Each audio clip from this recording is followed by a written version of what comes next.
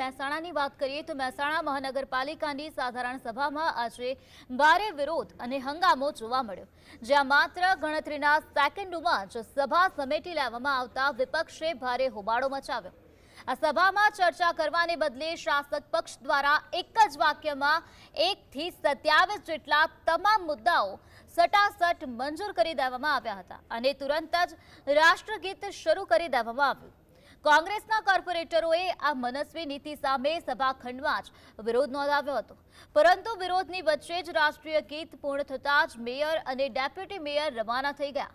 રાષ્ટ્રગીત પૂર્ણ થયા બાદ આક્રોશે ભરાયેલા કોંગ્રેસના સભ્યોએ મેયર અને ડેપ્યુટી મેયરને ઘેરીને ભારે વિરોધ દર્શાવ્યો।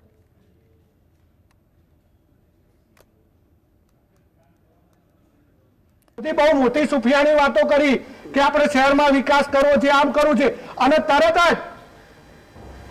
જ એવું કહેવામાં આવે કે બધા મુદ્દા મંજૂર છે, ચલો સભા પૂર્ણ થઈ ગઈ। તમે ચર્ચાથી ડરો છો, એનો મતલબ કે તમે ભ્રષ્ટાચારી છો, તમે ભ્રષ્ટાચારમાં બધા સામેલ છો અને પ્રજાની વાત તમારે સાંભળવી નથી, એટલે એમ કેમ પ્રકારે તમે બોર્ડ ચાલવા દેતા નથી। એટલે સીધો આક્ષેપ છે કે મેયર પોતે ભ્રષ્ટાચારી છે, એમ છે।